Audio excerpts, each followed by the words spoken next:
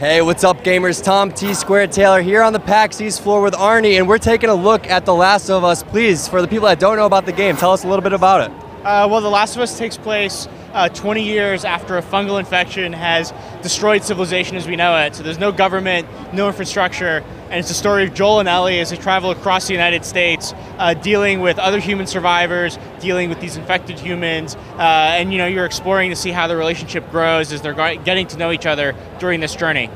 So I'm curious to see about the many different ways you could possibly take people out in this game. It looks like there's a wide variety. There's a couple different things with the combat, right? Like there's melee combat, there's gun combat too. You can be stealthy, so you can find ways to sort of take out people by stealth and come behind them. And a lot of the melee too is contextual as well. So it really depends on, if you're near a wall, you're going to slam somebody up against the wall, or you're going to use a desk as part of what you're doing. So we really wanted to make it feel grounded in the world that's there, and one of the best ways to do that is to make it contextual based on what's around.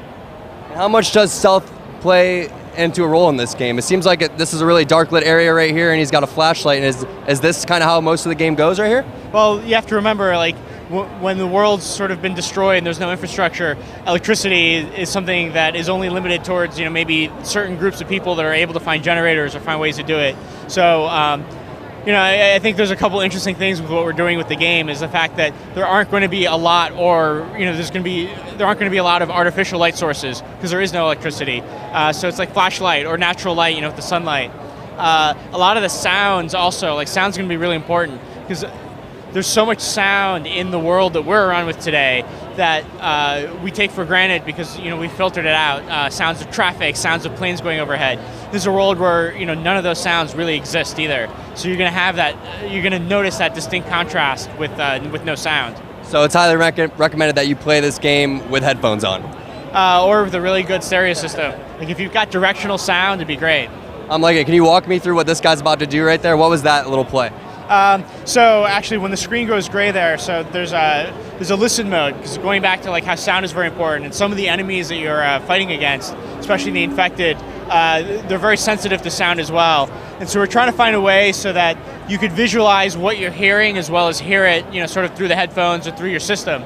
And what you can do is there's a listen mode where Joel, it's a visual representation of what Joel happens. Joel is the main character that you're playing.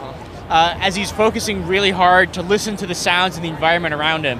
So he's able to make out generally where other people or creatures are. He's able to hear their footsteps. So that's what you're seeing as a visual representation that way. But it slows you down because he's so focused and trying to hear what's happening. That's badass. And, well, he died right there. He totally got ripped up to shreds, but you were able to see exactly what was going on the entire time. The flashlight stayed on him. I really like that. Is that something that you guys paid attention to, that things don't get too crazy?